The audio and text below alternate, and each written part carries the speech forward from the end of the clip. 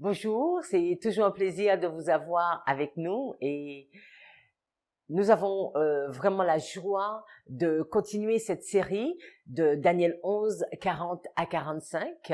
Aujourd'hui, nous allons nous arrêter sur le verset 41, la première partie du verset 41. Mais avant de continuer, prenons la position pour la prière. Seigneur Jésus, nous voulons vraiment te remercier pour cette journée que tu nous accordes. Nous voulons nous placer devant toi, te montrer ton œuvre, te montrer ton peuple, humblement nous présenter devant toi et te dire, Seigneur, que ta volonté se réalise pleinement en nous. Daigne être présent dans cette pièce et nous instruire toi-même. Que ce soit toi et toi seul qui nous emmène dans toute la vérité. Utilise ma bouche, utilise mes mains, afin d'être juste un transmetteur et que tu puisses parler à ton peuple. Nous avons vraiment besoin d'apprendre de toi, Seigneur. Nous avons besoin de comprendre ce que tu as à nous dire. Pardonne-nous. Pardonne-nous pour toutes les fois où nous n'avons pas porté attention à ta parole. Et instruis-nous, s'il te plaît, Seigneur Jésus. Nous t'avons prié en ton saint nom. Amen.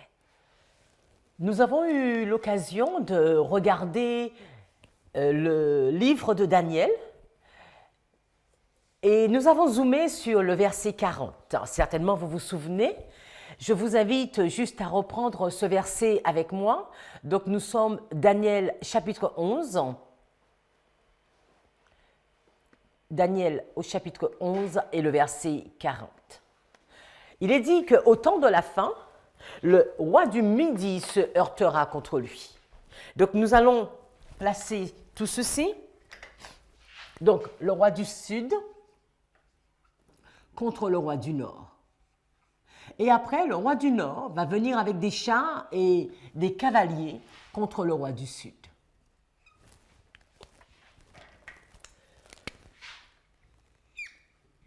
Et nous avons un chiasme qui se dessine devant nous avec toute la lumière dans le milieu.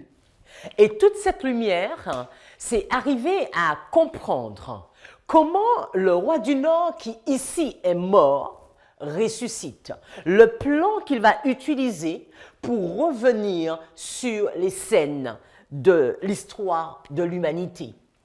Nous allons mettre sa mort en 1798 et sa résurrection en 1989.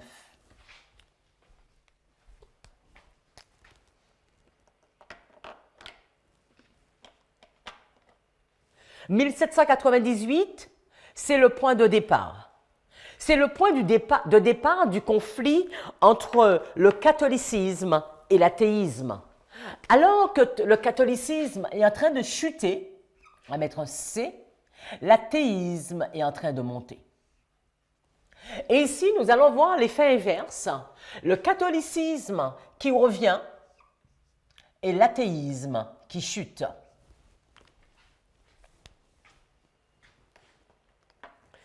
Il est important également de noter que dans cette phase de roi du Nord, il y a un autre acteur que nous ne voyons pas. Nous voyons ici le roi du Sud et le roi du Nord, mais nous avons bien vu que le roi du Nord, il avait ses chariots. Et les chariots, nous avons compris que c'était USA. Mais USA ici, il est comme un agneau. C'est ce que nous voyons dans Apocalypse au chapitre 13, il parle comme un agneau. Les acteurs sont mis en place et nous sommes en plein dans ce conflit que nous vivons, que nous le voulions ou pas. Ce conflit, nous sommes aujourd'hui, nous continuons, nous sommes en 2022 et nous sommes encore dans ce conflit. Ce conflit qui va aboutir au verset 45 du livre de Daniel, chapitre 11, à voir le roi du Nord qui va arriver à sa fin, sans que personne ne lui vienne en aide. La diapo 3, nous sommes à la tragédie des siècles 611.2. Les défenseurs de Rome prétendent que leur Église a été calomniée et le monde protestant est enclin à les croire. Plusieurs déclarent qu'il est injuste de tenir l'Église d'aujourd'hui responsable des abominations et des absurdités qui ont souillé son règne pendant des siècles d'ignorance et de ténèbres. Ils attribuent sa cruauté à la barbarie des temps et affirment que sous l'influence de la civilisation moderne, elle a changé le sentiment. Mais les amis, laissez-moi vous dire que Rome ne change pas. Rome n'a jamais changé et Rome ne changera jamais. Les tactiques de Rome vont changer, mais l'objectif de Rome ne va pas changer. L'objectif du roi du Nord reste toujours le même. Nous sommes en plein conflit cosmique. C'est le conflit entre le Dieu de l'univers et Satan. La diapo 4, tragédie des siècles 612.2, jamais l'Église n'abandonnera sa prétention à l'infaillibilité. Tout ce qu'elle a fait contre ceux qui refusaient d'accepter ses dogmes, elle le considère comme légitime. N'agirait-elle pas de même si l'occasion s'en présentait? Que viennent à tomber les restrictions qui lui sont actuellement imposées par les gouvernements, que Rome vienne à recouvrer son ancienne puissance et l'on ne tardera pas à voir se réveiller son esprit tyrannique et ses persécutions. Ces écrits, ce sont des textes que Ellen White nous donne et nous voulons croire et nous continuons à croire que la servante du Seigneur a parlé sous la présence de Dieu, sous l'influence sur des messages qu'elle avait reçus de la part de Dieu. Quand nous allons dans la tragédie des siècles, la 5e diapo, 613.1, le ton pacifique de Rome aux États-Unis n'implique pas nécessairement un changement de conviction. Elle est tolérante là où elle est impuissante. Il nous est dit que l'évêque O'Connor a dit « La liberté religieuse n'est tolérée. Elle est juste tolérée, les amis. N'est tolérée que jusqu'au moment où l'on pourra faire le contraire sans péril pour le monde catholique. » L'archevêque de Saint-Louis dit « D'autre part, l'hérésie et l'incrédulité sont des crimes. Aussi, dans des pays chrétiens comme l'Italie et l'Espagne, par exemple, où chacun est catholique et où sa religion catholique fait essentiellement partie des lois, elles sont punies à l'égal des autres crimes. » Ce sont des textes qui ont été dits. C'est-à-dire que là, nous sommes en train... Les textes nous disent que ici, Rome a reçu une blessure mortelle. Rome a chuté. Rome est tombée. Mais quand Rome revient, ce qu'on appelle souvent la Rome moderne, Rome ira jusqu'au bout. D'abord, la Bible ne nous présente pas une autre blessure mortelle de Rome. Rome ira jusqu'au bout, jusqu'à sa fin. Donc, Rome va monter son vrai visage. Et pour Rome, c'est une question de tolérance. La liberté religieuse, c'est une tolérance. Et elle n'est tolérée que jusqu'au moment où l'on pourra faire le contraire sans péril pour le monde catholique. Continuons dans la diapo 6. L'Église romaine se présente aujourd'hui devant le monde sous un air de candide innocence et couvre d'apologie le récit de ses cruautés. Mais sous sa livrée chrétienne, elle est inchangée. Tous les principes professés autrefois par la papauté sont encore les siens. Elle conserve des doctrines inventées dans les siècles les plus enténébrés. Que personne ne s'y trompe. La papauté à laquelle le monde protestant est aujourd'hui si enclin à rendre hommage est encore celui qui dominait sur le monde au jour de la Réformation. Alors que les hommes de Dieu dénoncèrent ces iniquités au péril de leur vie. Elle maintient toujours les prétentions orgueilleuses qui la poussèrent à s'élever au-dessus des rois et des princes, comme à se réclamer des prérogatives de la divinité. Elle n'est ni moins cruelle, ni moins despotique qu'au jour où elle supprimait la liberté humaine et livrait à la mort les saints du Très-Haut. Mes amis, il est triste de se rendre compte qu'aujourd'hui, le peuple chrétien, le peuple adventiste, ceux qui se disent du mouvement, que nous avons perdu de vue où nous ne comprenons plus beaucoup la prophétie. Nous sommes persuadés que le roi du Nord est mort, ou que le roi du Nord ne reviendra plus jamais, ou que le roi du Nord n'agira plus. Alors que ce n'est pas ce que la Bible nous dit. Le roi du Nord ne changera pas. Le roi du Nord ira jusqu'au bout. L'inspiration nous parle de 3 puissances spécifiques. Le roi du Nord, comme je vous l'ai dit, le roi du Sud et les États-Unis, que nous avons vus au verset 40. On a identifié le point de départ en 1798. Et quand on les place, ces 3 puissances politiques qui sont à la recherche de la domination du monde, nous pouvons voir que le roi du Sud, ce sont les caractéristiques de Pharaon. Le roi du Sud, c'est l'athéisme. Donc, ici, je vais effacer ça. Le roi du Sud, c'est l'athéisme. Ici, c'est le catholicisme. Et là, je vais mettre le P pour le protestantisme apostat.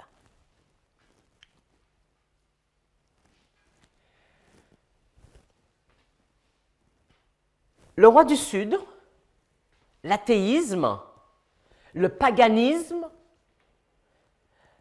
la combinaison de tous les faux dieux, le spiritisme moderne, ils ont tous les mêmes caractéristiques que le dragon.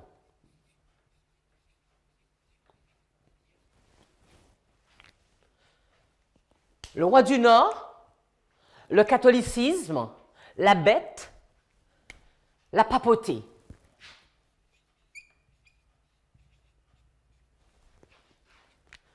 Et les USA, l'agneau, le protestantisme apostat, on va l'appeler le faux prophète. Il est important et indispensable de comprendre que quand nous sommes dans Daniel 11, le verset 40 à 45, nous sommes face à cette triple union, le dragon, la bête et le faux prophète. Nous allons voir comment le faux prophète va venir en aide à la bête. C'est ce que nous avons vu au verset 40, avec les chars et les chariots.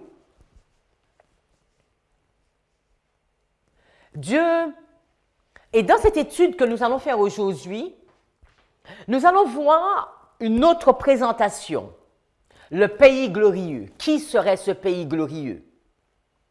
Jadis, Dieu avait épié, cherché, trouvé un pays glorieux, la Palestine. Et ce pays glorieux, il avait donné à un peuple, Israël. Aujourd'hui, dans notre histoire, il nous est également question d'un pays glorieux. Donc, nous allons voir qui est ce pays glorieux et à qui ce pays glorieux a été donné.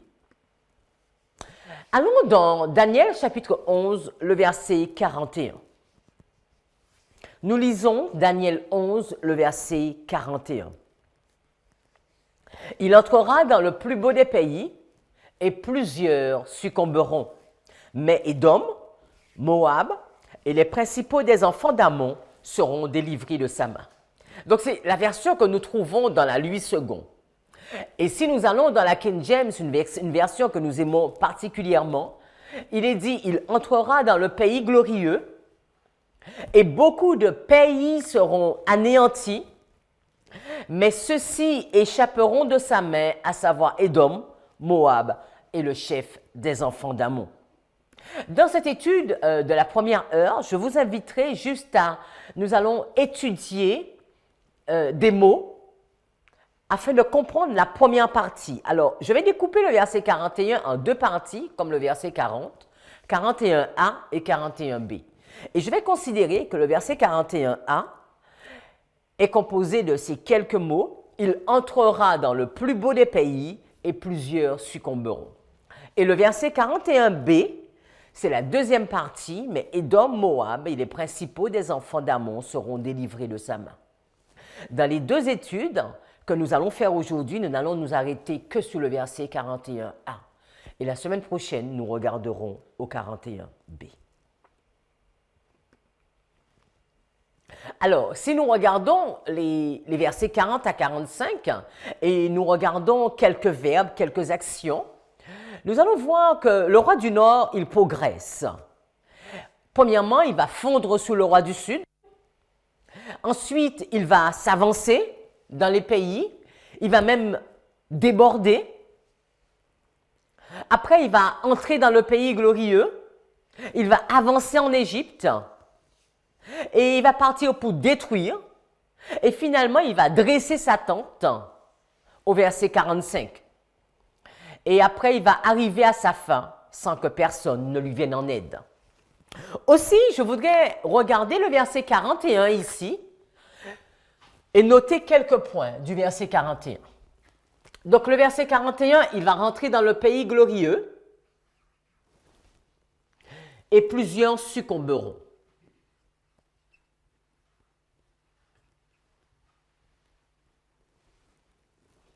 Ah non, je vais mettre pas ainsi, je vais mettre ici plusieurs. Et je vais mettre succomberont ici.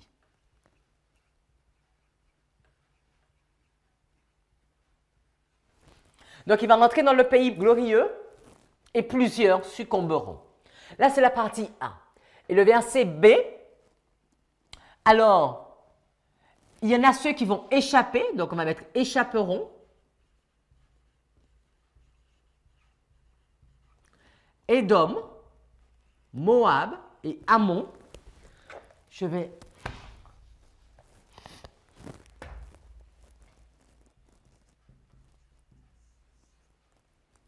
de sa main.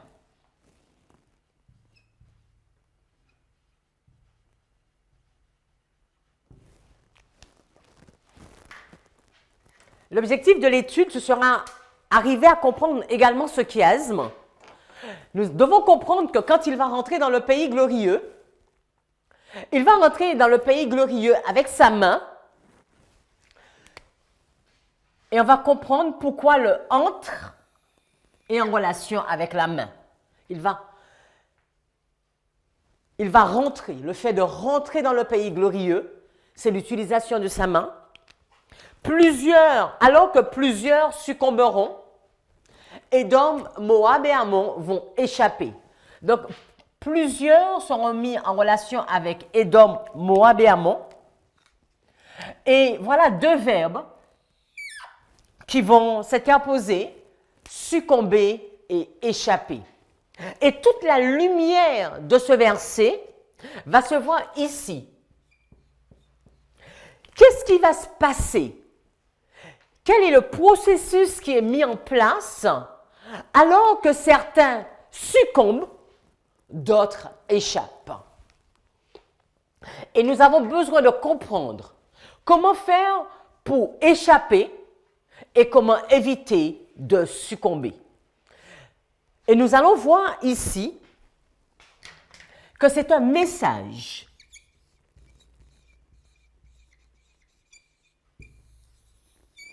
C'est un message qui est donné, qui va permettre à certains d'échapper, mais que d'autres, malheureusement, vont succomber. Une fois que nous avons posé ceci, nous sommes au verset 41a et ici, nous sommes au verset 41b. Nous allons entrer un peu plus en profondeur sur le verset 41a.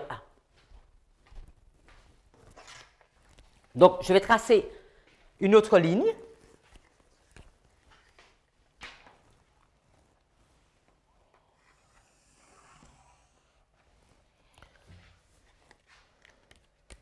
Alors, je vais faire 2 lignes.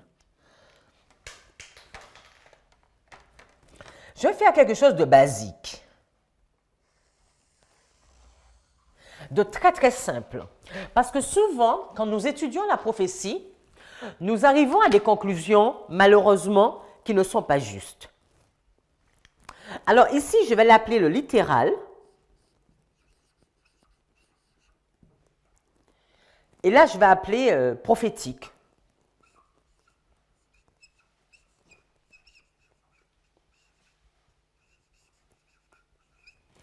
Et je vais mettre 3 points.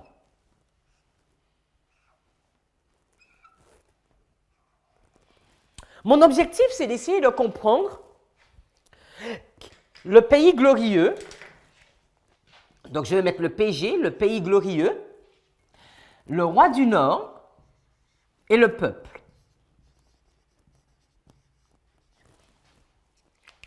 Tous nous connaissons cette histoire. Dans la Bible, quand nous regardons le pays glorieux, nous verrons à travers d'autres versets, le pays glorieux, c'est Canaan, un pays où coule le lait et le miel. Canaan, c'est la Palestine, qui existe encore aujourd'hui. Le peuple qui a été dans la Canaan, ça a été Israël.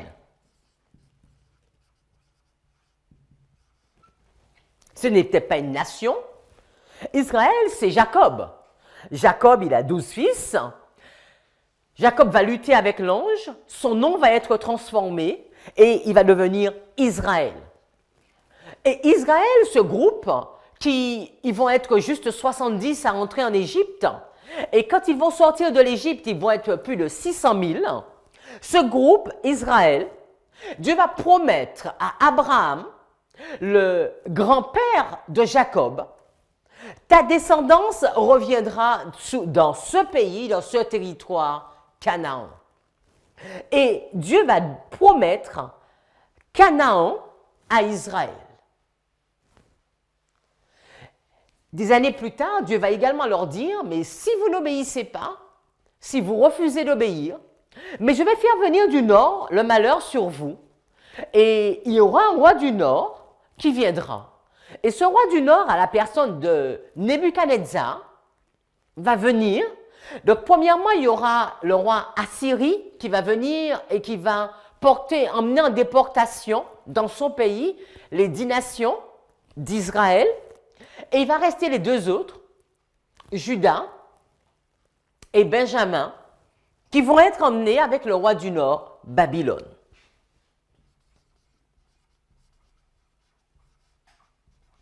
Donc ici, c'est l'histoire qui est relatée dans la Bible. Quand nous venons dans le pays glorieux, alors tout de suite, quelqu'un va dire, le pays glorieux pour nous aujourd'hui, c'est Palestine. Donc je vais mettre Palestine ici. Et alors, quel est le peuple qui va habiter en Palestine? Donc, il faut reconnaître, ce sont les Juifs. Mais si nous allons avec cette hypothèse, qu'est-ce que nous faisons de Christ? Serait-il venu en vain? N'est-il pas venu pour sauver l'humanité? N'est-il pas venu avec un message? Il y a une semaine qui avait été donnée à son peuple. Cette semaine ne se serait pas terminée en l'an 34? L'évangile n'a-t-il pas été prêché? N'a-t-elle pas été prêchée, excusez-moi, à toutes les nations à partir de l'an 34? Accepter ceci, c'est rejeter tout le Nouveau Testament. Et malheureusement, même parmi nous, il y a des personnes qui retournent en Palestine parce que pour eux, c'est la Palestine qui accomplit la prophétie. Mais si c'est la Palestine qui accomplit la prophétie, le peuple élu de Dieu, c'est le peuple juif. Ce n'est plus Israël spirituel. Et là, nous ne sommes pas en adéquation avec la Bible. Parce que dans Matthieu, il est dit, cette bonne nouvelle sera prêchée au monde entier pour servir de témoignage à toutes les nations. Alors viendra la fin. Et il est bien précisé au début, elle est faite de toutes les nations et les disciples, et pas juste d'une nation. Et baptisez-les au nom du Père, du Fils et du Saint-Esprit. Donc nous comprenons que cela ne peut pas être vrai.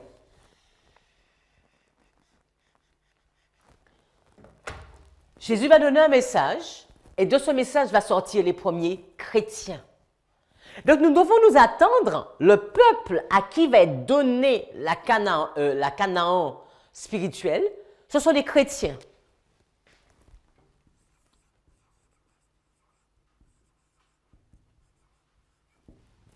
Et qui est ce roi du Nord? Que nous avons déjà vu, mais c'est la papauté.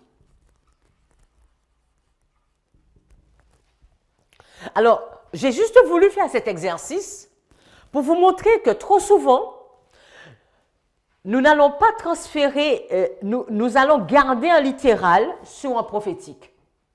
Ici, là, il faudra chercher qui correspond au pays glorieux. Qui a les mêmes caractéristiques que Canaan. Là, nous sommes sur Israël ancien, je vais mettre A. Et là, je vais mettre Israël moderne.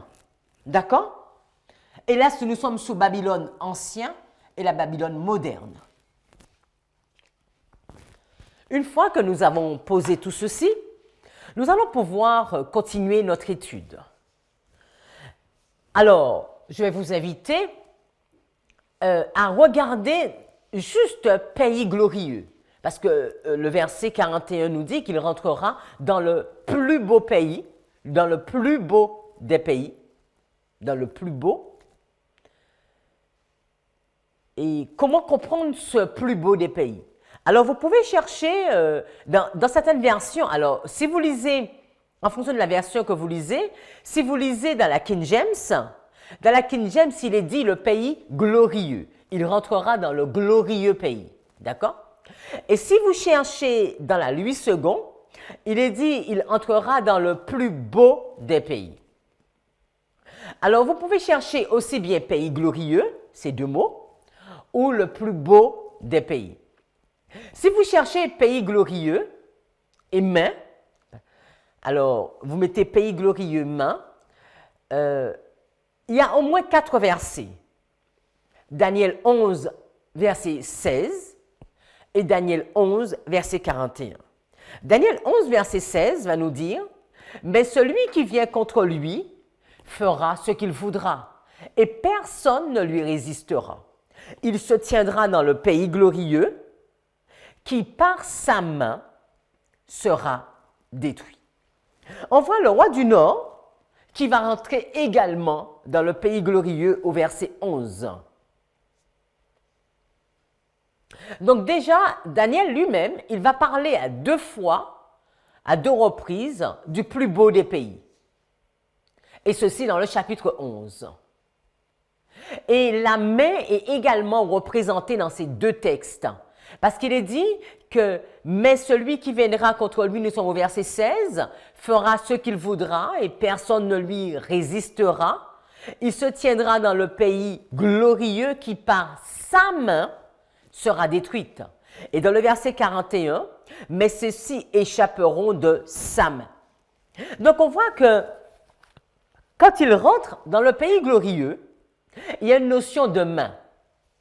Il y a certains qui sont détruits avec cette main et certains qui échappent avec cette main.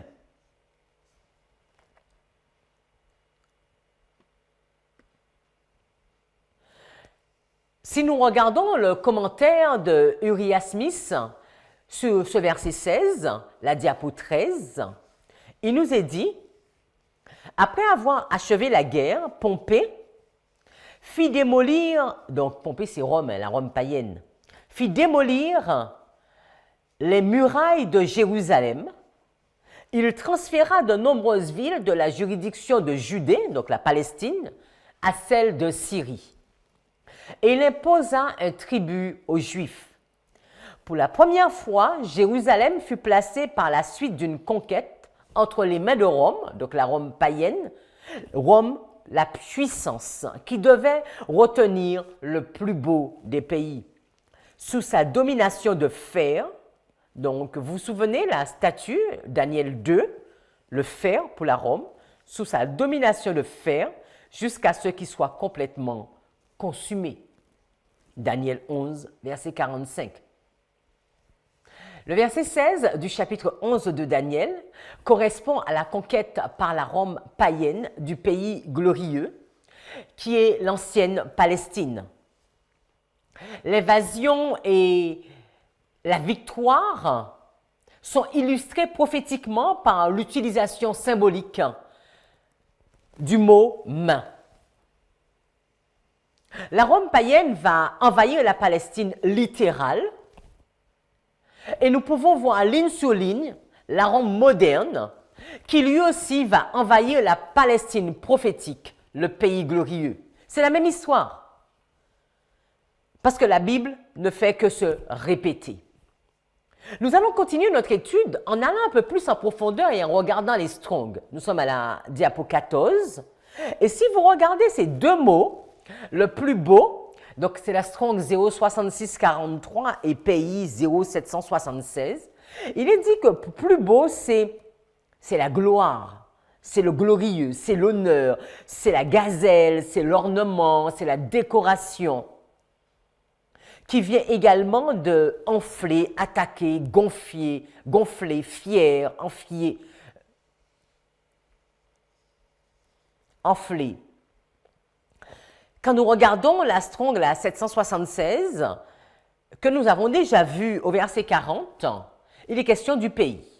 Donc voilà un pays beau, un pays de gloire, un pays glorieux, un pays d'honneur.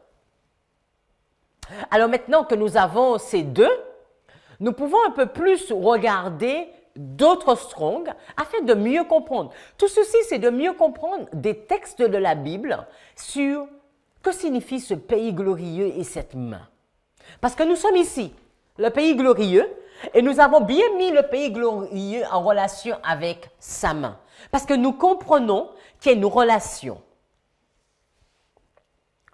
Alors, si vous faites cet exercice de rechercher quelques Strong, nous sommes à la diapo 15, vous pourrez découvrir des choses.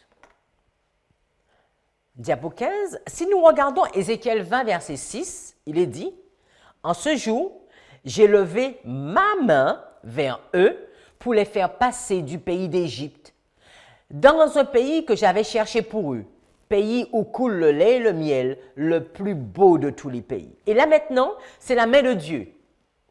La main de Dieu va être utilisée pour faire passer son peuple de l'Égypte vers Canaan.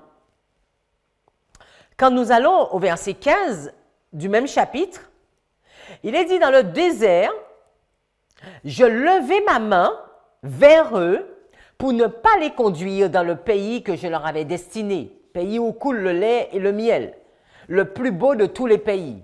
Et là, c'est encore la main de Dieu. La première fois, nous avons vu la main de Dieu qui s'était levée contre Pharaon, contre l'Égypte, afin de permettre à Israël, ce peuple, de sortir de la captivité pour entrer dans le pays glorieux. Mais alors qu'ils sont dans le désert, nous voyons cette même main puissante, la main de Dieu, qui va se poser contre Israël maintenant, afin de ne pas les conduire dans le pays de Canaan. Vous savez, vous connaissez cette histoire où les enfants d'Israël avaient désobéi, notamment avec les 12 espions et les 10 qui avaient donné un faux rapport. Et pour eux, c'était impossible de prendre ce pays où coule le lait et le miel. Et Dieu a dit, OK, mais vous n'entrerez pas. Sinon, Caleb et Josué, et tous vous allez mourir, tous ceux qui ont plus de 20 ans. Donc ici, dans ces deux versets, nous voyons la main de Dieu. La main de Dieu qui délivre, la main de Dieu qui retient. Quand nous allons dans Daniel 11, verset 16 et verset 41, nous allons également voir la main La main du roi du Nord. La main du roi du Nord au verset 16 et au verset 41. Il est dit au verset 16, « Et celui qui marchera contre lui fera ce qu'il voudra, et personne ne lui résistera. Il s'arrêtera dans le plus beau des pays, exterminant ce qui tombera sous sa main. » Ce roi du Nord, avec cette main, qui va détruire la Palestine, et au verset 41, de sa main vont glisser Édom, Moab et Ammon. Nous pouvons voir que quand il est question du pays glorieux, il est question d'une main. Soit la main de Dieu, soit la main du roi du Nord. Soit la main de Dieu, soit la main du dragon. C'est le conflit cosmique posé sur le pays glorieux. Nous pouvons voir deux mains qui sont présentes et qui sont symboles de la force, de la puissance. Rome, Dieu. Cette main qui délivre, cette main qui rassure, cette main qui brise. Continuons. Une fois que nous avons posé cela, le plus beau des pays, nous sommes à la diapo 16. Nous allons regarder quelques textes encore. Nous allons toujours revoir le Daniel 11, verset 16, qu'on avait déjà vu, Daniel 11, verset 41, ainsi que Ézéchiel. Dans Ézéchiel 20, verset 6, alors que nous nous sommes arrêtés tout à l'heure sous la main, nous allons nous arrêter ici sur le plus beau de tous les pays. En ce jour-là, j'ai levé ma main vers eux pour les faire passer du pays d'Égypte dans un pays que j'avais cherché pour eux, pays où coule le lait et le miel, le plus beau de tous les pays. Le plus beau de tous les pays, ce pays où coule le lait et le miel, il va être dit aussi bien au verset 6, au verset 15, Daniel 8, verset 9, Daniel 11, verset 16, Daniel 11, verset 41. Dans tous ces textes, il est utilisé pour, dans de nombreux textes, il est utilisé pour définir la Canaan, la Palestine et plus tard le pays de la promesse, la Canaan moderne. Canaan, un pays où coule le lait et le miel. C'est également le pays dans lequel Moïse a désiré entrer et que Moïse voulait voir. C'est un texte que nous trouvons dans Deutéronome 3, le verset 25. Le pays où coule le lait et le miel. Il est également dit que c'est le bon pays. Diapo 17.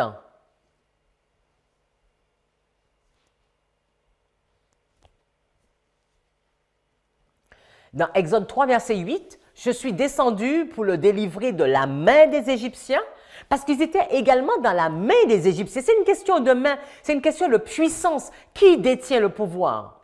Et pour le faire monter de ce pays dans un bon et vaste pays, dans un pays où coule le lait et le miel, dans les lieux qu'habitent les Cananéens, les Hétiens, les Amoréens, les Phérésiens, les Éviens et les Jébusiens. Exode 33, verset 3, il nous est dit « Monte vers ce pays où coule le lait et le miel. Mais je ne monterai point au milieu de toi, de peur que je ne te consume en chemin, car tu es un peuple au cou roide. » Et là, il est indispensable, les amis, vraiment important de noter, Canaan n'est pas un beau pays par la présence des Israélites. Canaan est un beau pays parce qu'il est un beau pays.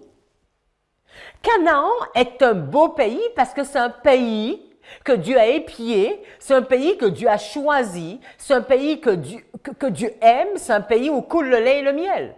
Parce que Israël, c'est un peuple mauvais. C'est un peuple au cou roide. Mais Dieu a fait une promesse. Nous devons voir que dans toute cette histoire, il y a un lieu que Dieu va choisir d'une beauté extraordinaire et que Dieu va placer. Au début, c'est l'Éden. Éden, et Dieu va placer nos parents. Ensuite, c'est la Palestine. Un pays que Dieu va choisir, choyer, épier, bénir. Et il va placer nos parents, à savoir Israël. Nous devons également comprendre que le pays glorieux, le pays moderne, c'est également un pays que Dieu a choisi, qu'il a épié, qu'il a désiré, qu'il a voulu et qu'il va mettre son peuple. Le peuple, et je vais mettre le peuple de la fin, c'est ligne sous ligne, c'est la même histoire. Dieu choisit un territoire et Dieu va prendre un peuple. Il va demander à ce peuple de le représenter afin que d'autres puissent être attirés et puissent comprendre pourquoi ce pays est aussi glorieux, pourquoi ce pays est aussi bon, pourquoi ce pays est aussi parfait, afin de comprendre le caractère même du Dieu de l'univers. Mais nous allons voir que nos parents, ils ont failli dans cette mission qui leur avait été confiée en Jardin d'Éden. Israël ancien a failli dans sa mission de rayonner afin d'attirer les autres peuples à Dieu. Est-ce que le dernier peuple va réussir sa mission? Résumons. Revenons.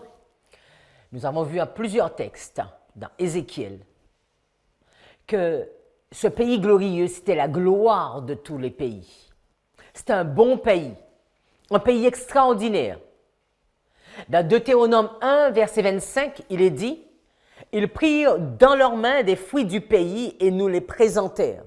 Ils nous firent un rapport et dirent « C'est un bon pays que l'Éternel, notre Dieu, nous donne. » Même les 12 espions, ils ont reconnu que c'était un bon pays. C'est un bon pays.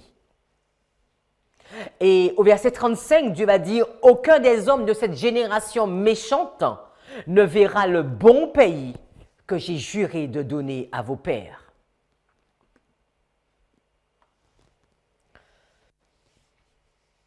La diapo 19, l'expérience tout entière d'Israël possède une leçon pour nous qui vivons dans les dernières heures du temps.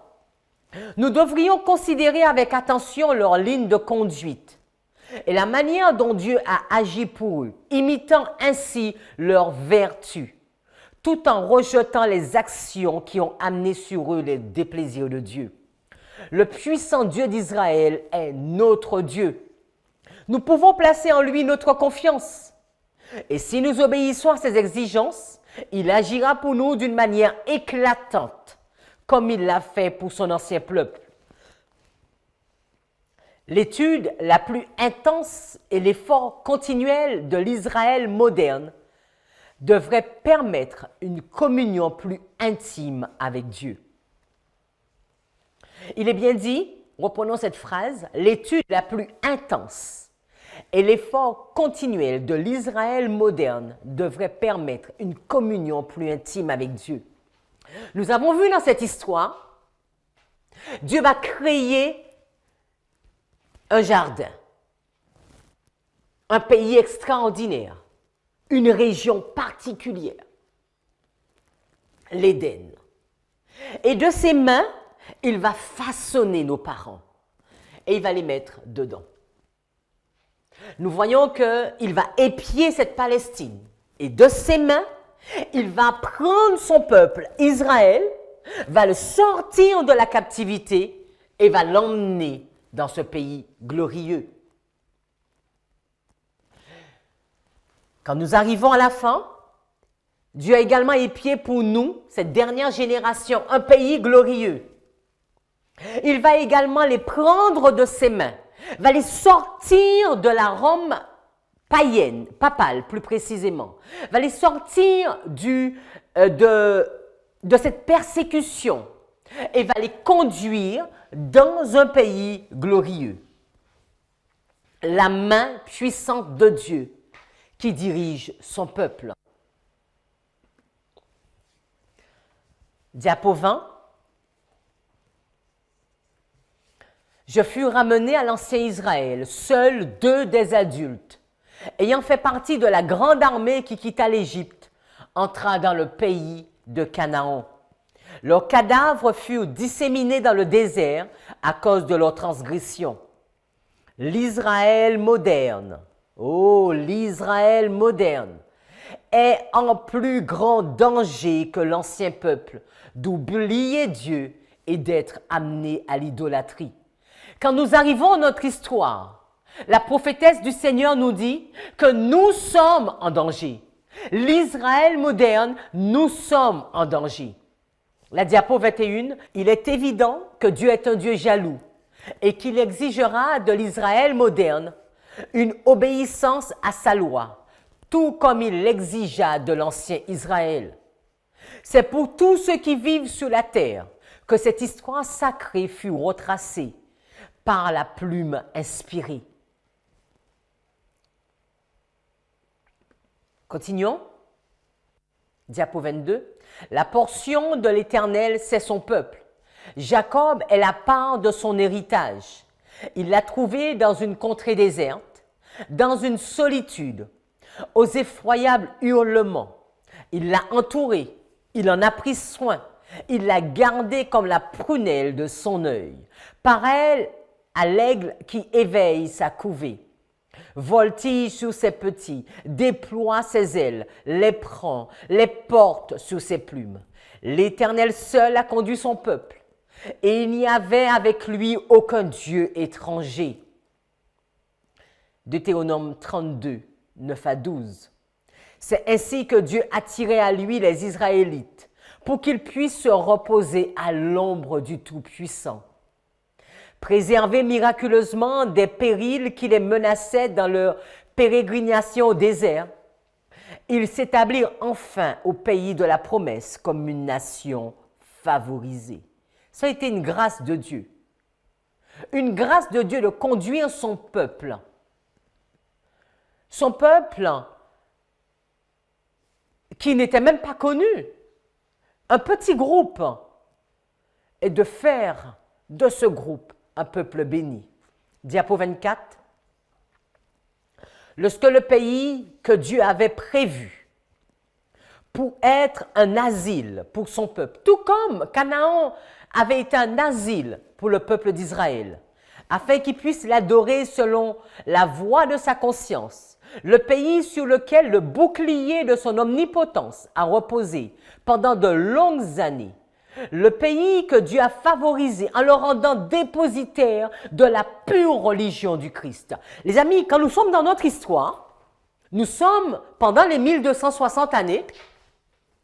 Je vais essayer de trouver une place ici.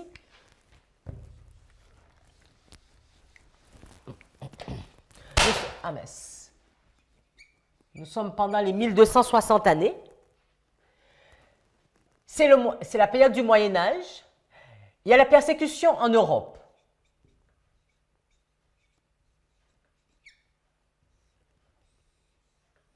Et le peuple chrétien, il va trouver un refuge où?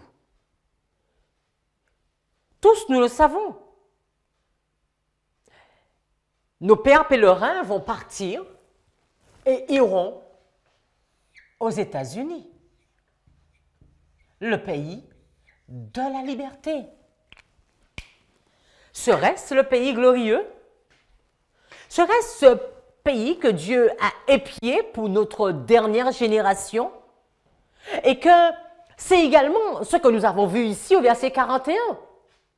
Entre le roi du Sud, le roi du Nord et USA.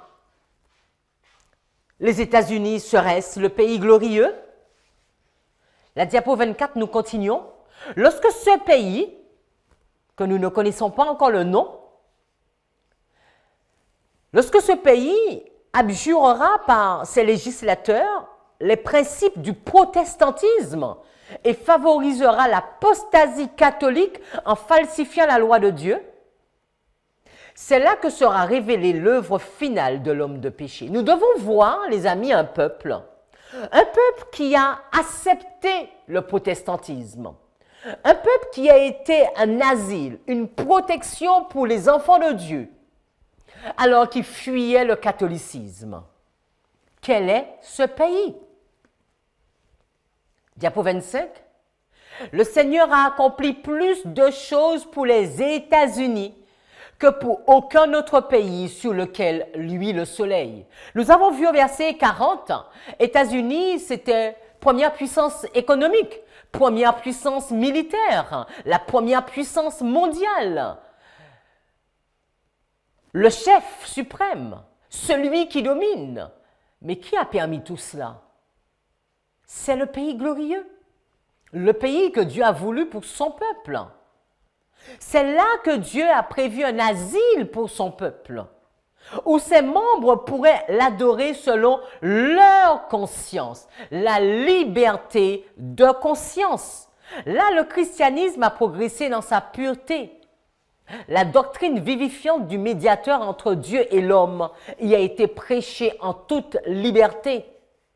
Dieu a protégé que ce pays reste à toujours libre pour que son peuple puisse l'adorer en accord avec sa conscience.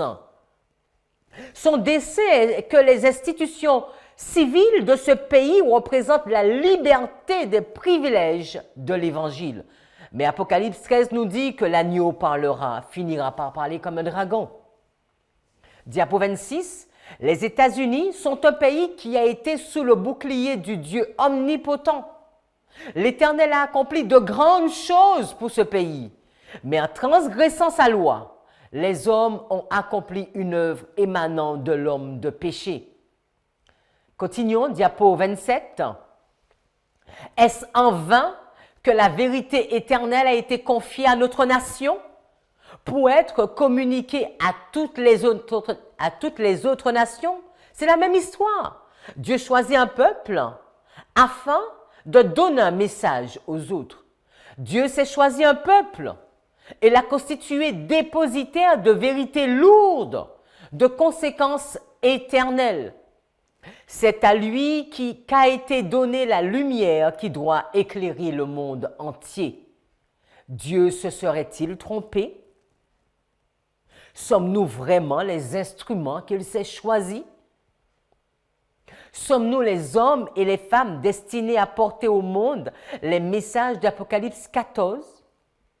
À proclamer le message de salut à ceux qui sont au bord de la ruine? Agissons-nous en conséquence?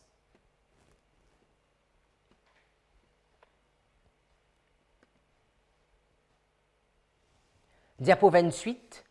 La nation la plus grande et la plus favorisée sur la surface de la terre est les États-Unis. Une providence remplie de grâce a protégé ce pays,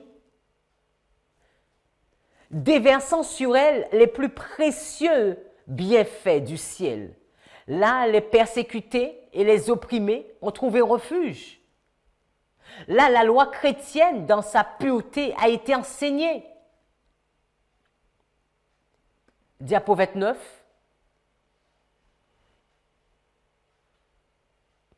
Un compte redoutable se trouve dans le registre du ciel contre notre pays.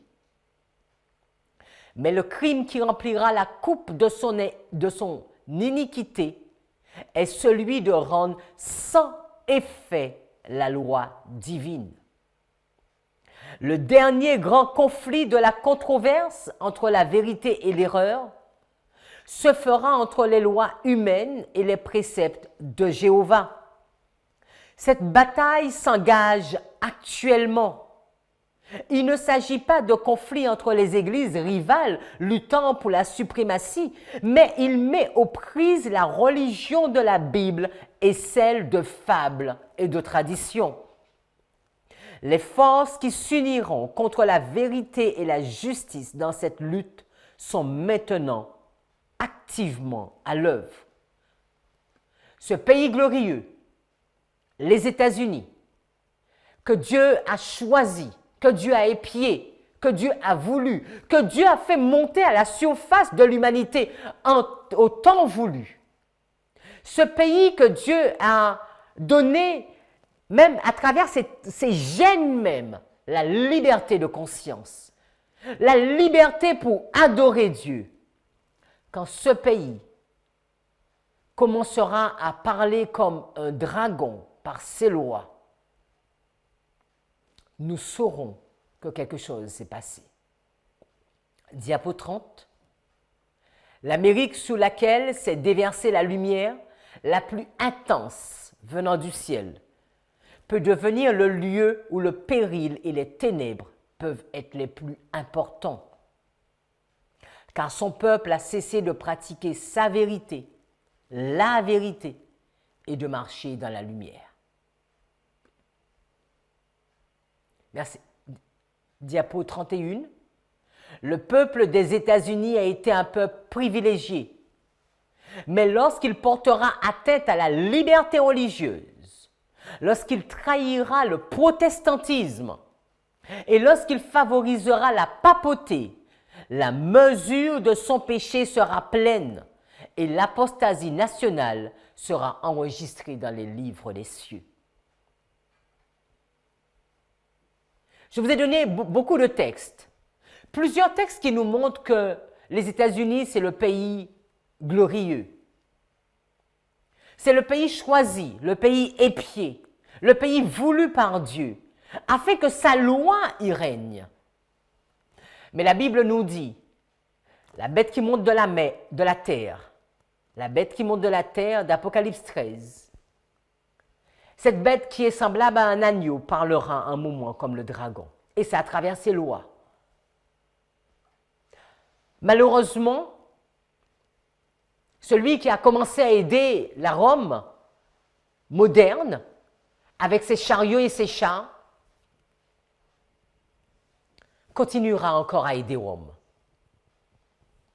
Et a même aidé la loi de Rome.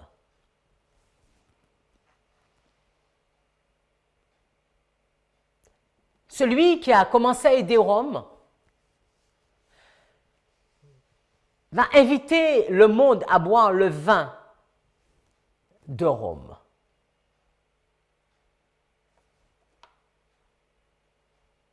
Mais comment Rome entrera dans ce plus beau des pays? Si nous regardons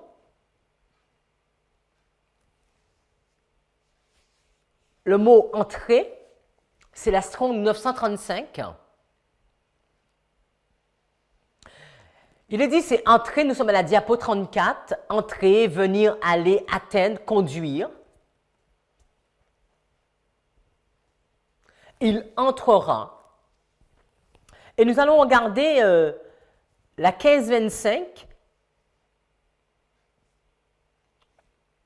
Entrer, tomber, revenir. Comment on peut entrer?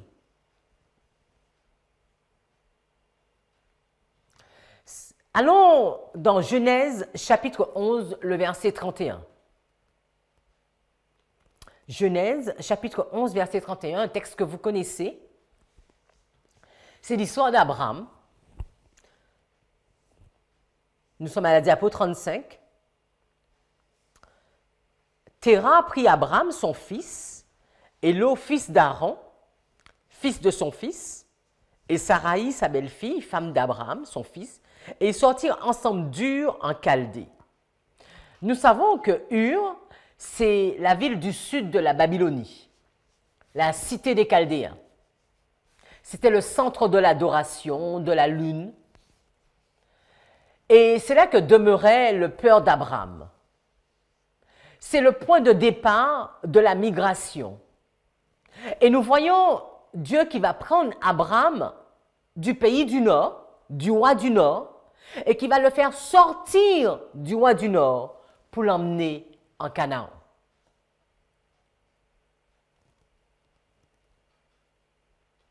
Il quitte la Babylone pour arriver en Canaan, le pays où coule le lait et le miel. Tout comme nos pères fondateurs vont quitter l'Europe pour aller aux États-Unis, le pays où coule le lait et le miel. Et là, dans le texte, il est dit, ils vinrent jusqu'à Charan et ils y habitèrent. Ils vinrent en 935. quand nous regardons Esdras 5, verset 12, « Mais après que nos pères eurent hérité le Dieu des cieux, il les livra entre les mains de Nebuchadnezzar, donc le roi de Babylone, le roi du Nord, le Chaldéen, qui détruisit cette maison et emmena le peuple captif à Babylone. » Donc, si nous avons du mal à comprendre que la Chaldée faisait partie de la Babylone, il nous est bien dit que le roi de Babylone, le Chaldéen. Et nous le voyons également dans Ésaïe 13, le verset 19. Continuons. Donc, nous étions à Genèse 11, verset 31. Et si nous lisons, excusez-moi, Genèse 12, verset 5,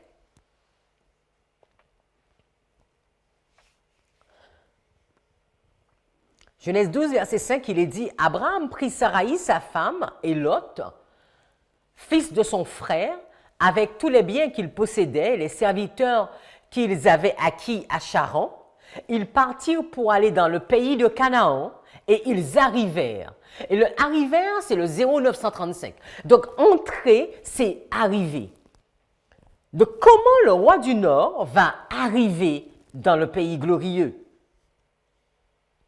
Dans Exode 6, verset 8, « Je vous ferai entrer », donc 0935, « dans le pays que j'ai juré de donner à Abraham, à Isaac, à Jacob.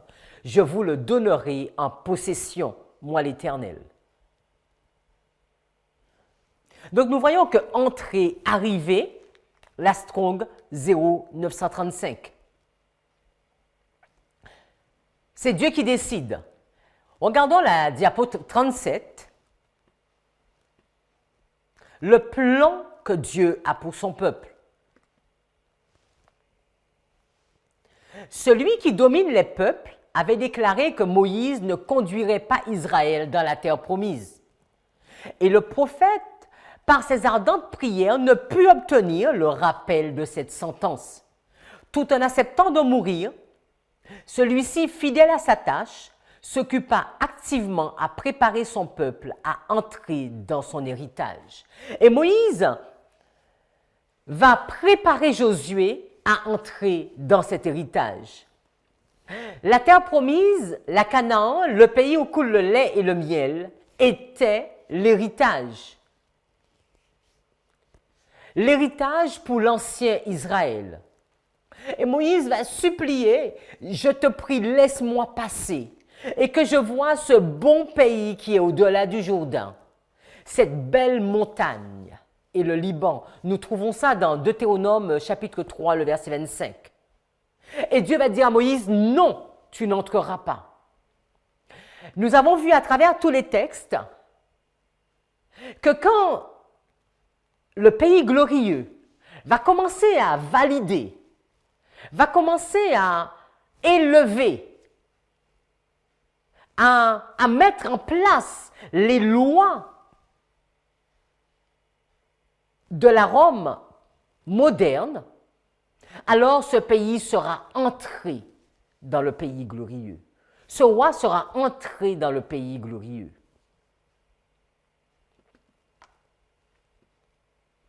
Diapo 39. Prenons diapo 38 juste avant. La loi divine devait être exaltée, son autorité maintenue. Une grande et noble tâche fut confiée à Israël. Le Seigneur sépara celui-ci du monde afin de lui confier une mission sacrée. Il en fit le dépositaire de sa loi pour qu'il fasse connaître le vrai Dieu. Nous l'avons déjà dit et répété.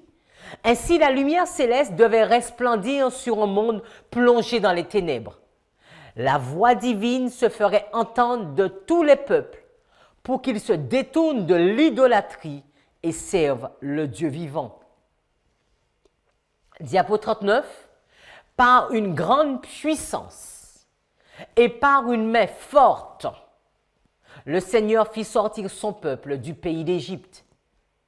Il envoya Moïse, son serviteur, et Aaron qu'il avait choisi.